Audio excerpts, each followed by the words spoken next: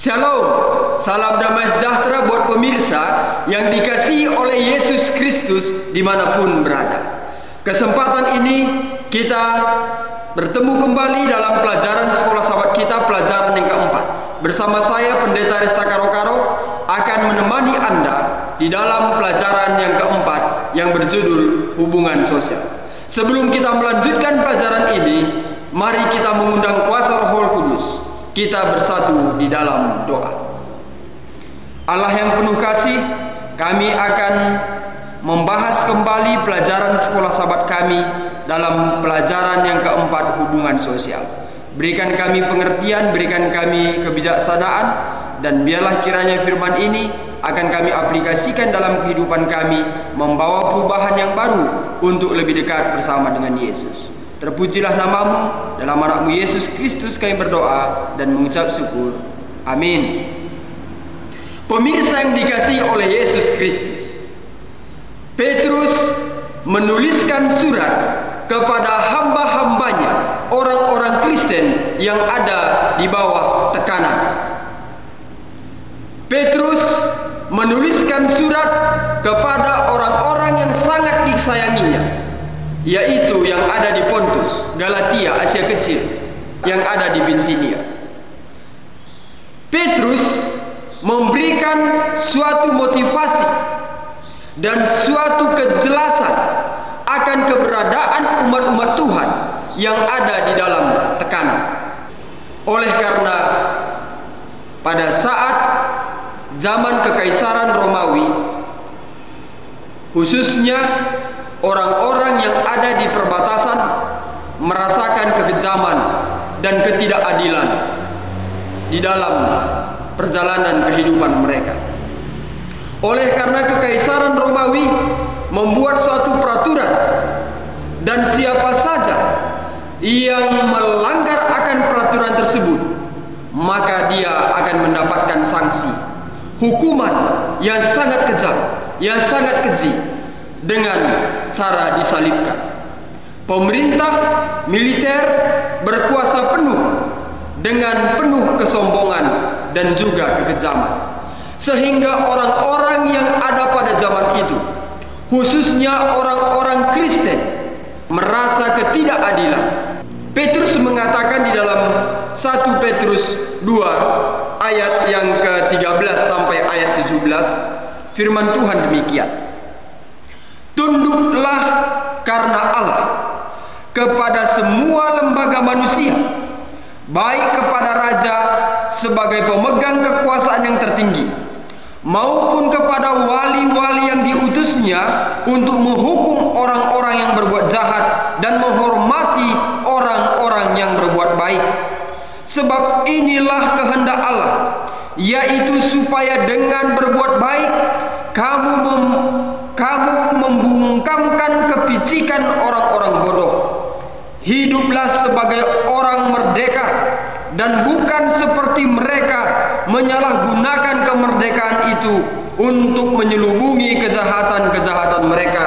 Tetapi hiduplah sebagai hamba Allah. Hormatilah semua orang, kasihilah saudara-saudaramu, takutlah akan Allah, hormatilah raja.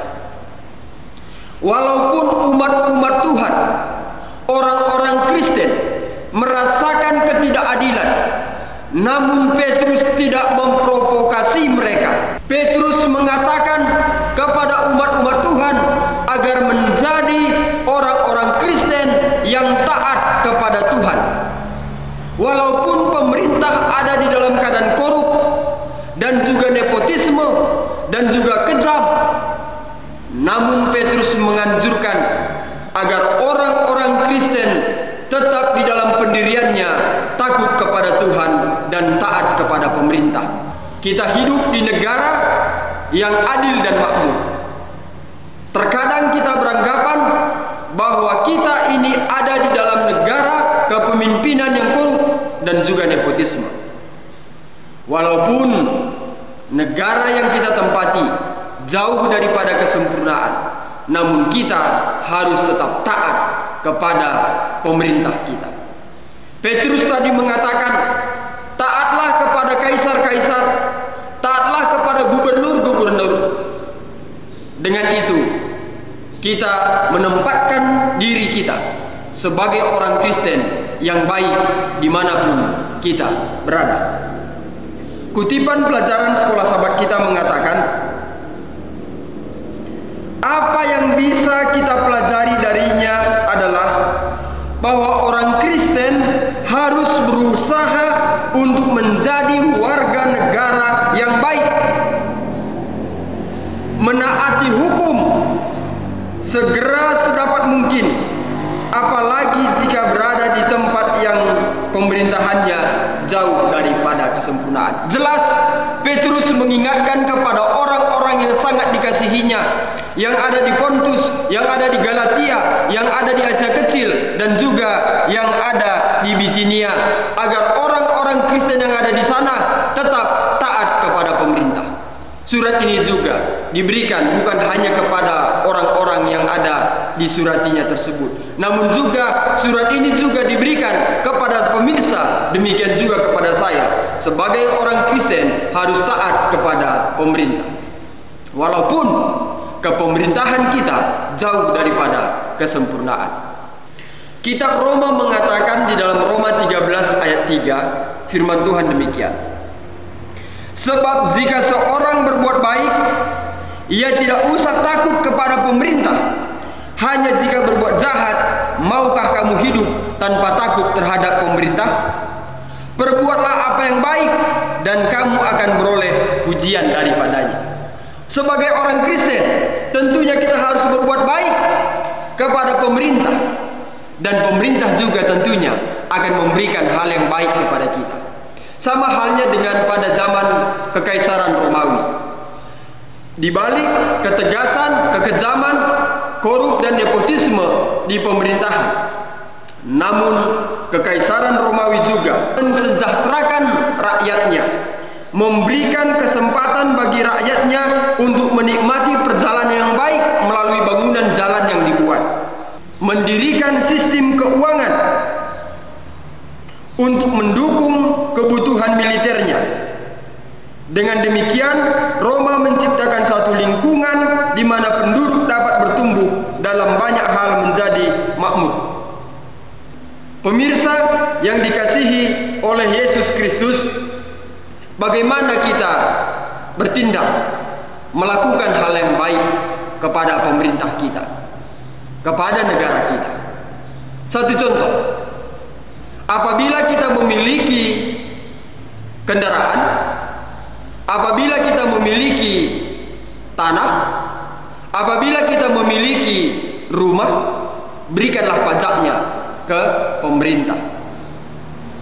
Sebagai orang Kristen, kita harus menunjukkan bahwa kita taat kepada pemerintah. Firman Tuhan mengatakan di dalam pelajaran sekolah sahabat kita, dengan demikian seorang Kristen haruslah membayar kepada semua orang apa yang harus kamu bayar. Pajak kepada orang yang berhak menerima pajak, cukai kepada orang yang berhak menerima cukai, rasa takut kepada orang yang berhak menerima rasa takut, dan hormat kepada orang yang berhak menerima hormat. Roma 13 ayat 7.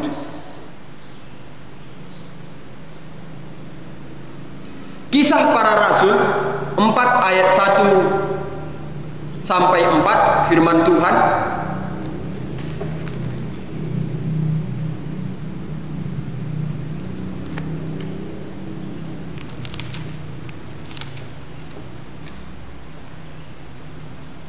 firman Tuhan demikian: ketika Petrus dan Yohanes sedang berbicara kepada orang banyak, mereka tiba-tiba didatangi imam-imam dan kepala pegawai bait Allah serta orang-orang Saduki. Orang-orang itu sangat marah karena mereka mengajar orang banyak dan memerintahkan bahwa dalam Yesus ada kebangkitan dari antara orang mati. Mereka ditangkap dan diserahkan ke dalam tahanan sampai keesokan harinya, karena hari telah malam. Tetapi di antara orang yang mendengar ajaran itu banyak yang menjadi percaya, sehingga jumlah mereka menjadi kira-kira 5.000 orang laki-laki. Pemirsa yang dikasihi oleh Yesus Kristus, pada saat Petrus memberitakan bahwa Yesus sanggup membangkitkan orang-orang yang mati, dan Yesus adalah juru selamat yang dinanti-nantikan untuk memberikan penebusan dosa, untuk memberikan kebangkitan kepada orang yang mati. Petrus diadili oleh Hanas dan juga Kayafas. Hanas dan juga Kayafas mengatakan, atas nama siapakah kamu melakukan hal demikian? Jelas Petrus mengatakan, atas nama Yesus Kristus. Imam-imam mengadili Petrus dan tidak mendapatkan kesalahan, maka dia dilepaskan. Namun Petrus diingatkan oleh imam-imam agar tidak berbicara kembali atas nama Yesus Kristus. Kisah 5 ayat yang ke-29. Tetapi Petrus dan rasul-rasul itu menjawab katanya, kita harus lebih taat kepada Allah daripada kepada manusia. Kita memang harus taat kepada pemerintah. Namun apabila pemerintah memberikan suatu peraturan yang bertentangan dengan firman Tuhan, maka kita sebagai orang Kristen haruslah lebih taat kepada Allah. Dalam kutipan pelajaran sekolah sahabat kita mengatakan, dalam tulisan Ellen G. White, Nasihat bagi Sidang, halaman 201 dan 202, firman Tuhan demikian. Ketika hukum manusia bertentangan dengan firman dan hukum Allah, kita harus mematuhi firman dan hukum Allah apapun kemungkinan konsekuensinya. Petrus mengatakan agar lebih taatlah kepada Allah daripada kepada pemerintah. Petrus mengingatkan memang kita harus taat kepada pemerintah. Tapi apabila pemerintah mengeluarkan suatu peraturan yang bertentangan dengan firman Tuhan, maka tentunya kita sebagai orang Kristen harus memilih lebih taat kepada Allah daripada kepada yang dibuat oleh manusia. Setelah Petrus diadili oleh imam-imam, maka Petrus dilepaskan karena tidak didapati kesalahan pada Petrus. Pada saat itu Petrus kembali membicarakan akan Yesus Kristus kepada orang-orang banyak. Lalu Petrus kembali diadili, lalu ditanyakan, mengapakah kamu kembali membicarakan mengenai Yesus Kristus? Lalu Petrus menjawab dalam kitab Kisah Para Rasul 5 ayat yang ke-29. Firman Tuhan mengatakan, tetapi Petrus dan rasul-rasul itu menjawab katanya, kita harus lebih taat kepada Allah daripada kepada manusia. Sebagai orang Kristen, apapun konsekuensinya, kita harus lebih taat kepada Allah daripada peraturan yang dibuat oleh manusia, jika peraturan itu bertentangan dengan firman Tuhan, seperti yang dibuat oleh imam-imam pada saat itu. Satu kutipan dari tulisan Ellen G. White dalam buku Nasihat bagi Sidang, jilid 1 halaman 201 dan juga 202, firman-Nya demikian. Ketika hukum manusia bertentangan dengan firman Allah dan hukum Allah, kita harus mematuhi firman dan hukum Allah apapun konsekuensinya. Saudara yang dikasihi oleh Yesus Kristus, berarti mengikut Yesus bukanlah hal yang mudah. Pemirsa yang dikasihi oleh Yesus Kristus, poin yang kedua dalam pelajaran yang keempat, hubungan sosial, adalah karyawan dan majikan. 1 Petrus 2 ayat 18 hingga ayat 23, firman Tuhan demikian. Hai kamu hamba-hamba, tunduklah dengan penuh ketakutan kepada Tuhanmu, bukan saja kepada yang baik dan peramah, tapi juga kepada yang bengis, sebab adalah kasih karunia jika seorang karena sadar akan kehendak Allah menanggung penderitaan yang tidak harus dia tanggung? Sebab dapatkah disebut pujian jika kamu menderita pukulan karena kamu berbuat dosa? Tetapi jika kamu berbuat baik dan karena itu kamu harus menderita, maka itu adalah kasih karunia pada Allah. Sebab untuk itulah kamu dipanggil, karena Kristus pun telah menderita untuk kamu dan telah meninggalkan teladan bagimu supaya kamu mengikuti jejaknya. Ia tidak berbuat dosa dan tipu tidak ada dalam mulutnya. Ketika ia dicaci maki, ia tidak membalas dengan caci maki. Ketika ia menderita, ia tidak mengancam, tetapi ia menyerahkan kepada Dia yang menghakimi dengan adil. Apabila kita berbicara mengenai hamba, di dalam 1 Petrus mengatakan kata hamba. Apabila kita berbicara mengenai hamba atau budak, dalam 1 Petrus 2 ayat 18, ini merujuk kepada bahasa oiketes. Oiketes ini merujuk kepada hamba yang ada di rumah tangga. Hamba yang ada dipekerjakan dalam rumah tangga. Namun jika kita melihat dalam Efesus 6 ayat 5, ini doulos. Doulos ini adalah merupakan kata lebih lazim untuk budak. Dua ayat ini memberikan nasihat yang sama kepada hamba-hamba yang dipekerjakan oleh majikannya. Dalam kekaisaran Romawi memiliki tingkatan masyarakat. Budak dianggap memiliki sah di bawah pengendalian mutlak tuan mereka, yang dapat memperlakukan mereka dengan baik atau kejam. Budak berasal dari berbagai sumber. Ada budak oleh karena tentara yang dikalahkan. Ada juga budak oleh karena tidak dapat membayar hutangnya, sehingga dia dijadikan budak. Dan budak ini ada mendapatkan majikan yang baik, dan ada juga yang mendapatkan majikan yang bengis.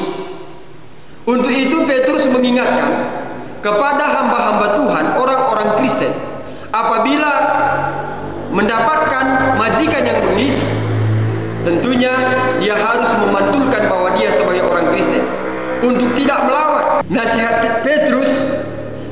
Petrus bagi semua budak yang Kristen, mereka harus tunduk dan bertahan sama seperti Kristus telah tunduk dan bertahan. Intinya, apapun yang diterima oleh budak oleh majikannya, kekejaman, kebengisan, ketidakadilan, maka dia harus tetap tunduk kepada majikannya.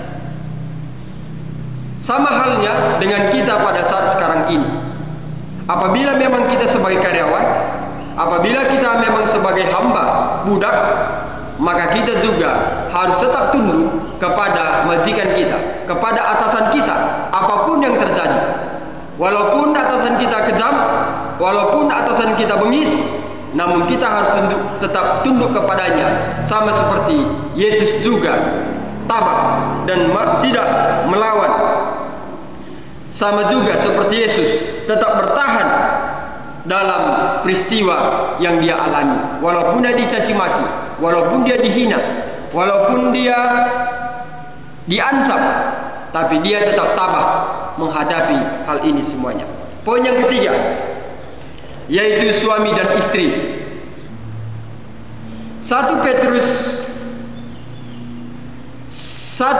3 ayat 1 hingga 7 firman Tuhan demikian. Demikian juga kamu, hai istri-istri, tunduklah kepada suamimu, supaya jika ada di antara mereka yang tidak taat kepada firman, mereka juga tanpa perkataan dimenangkan oleh kelakuan istrinya.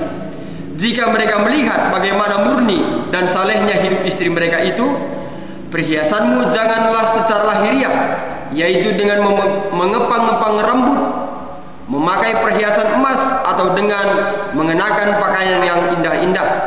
Tetapi perhiasanmu ialah manusia batiniah, yang bersembunyi dengan perhiasan yang tidak binasa, yang berasal dari roh yang lemah lembut dan tentram, yang sangat berharga di mata Allah. Sebab demikianlah caranya perempuan-perempuan kudus dahulu berdandan, yaitu perempuan-perempuan yang menaruh pengharapan kepada Allah. mereka tunduk kepada suaminya. Sama seperti Sarah taat kepada Abraham dan menamai dia tuannya, dan kamu adalah anak-anaknya jika kamu berbuat baik dan tidak takut akan ancaman. Demikian juga kamu, hai suami-suami, hiduplah bijaksana dengan istrimu sebagai kaum yang lebih lemah. Hormatilah mereka seperti teman pewaris dari kasih karunia, yaitu kehidupan, supaya doamu jangan terhalang. Sebagai umat Kristen, firman Tuhan kembali mengingatkan kepada kita melalui 1 Petrus 3 ayat 1 sampai ayat yang ke-7, supaya istri-istri tunduk kepada suami, dan istri-istri tidak mengepang-epang rambut, tidak mengenakan perhiasan-perhiasan yang hanya untuk memenuhi hawa nafsunya saja.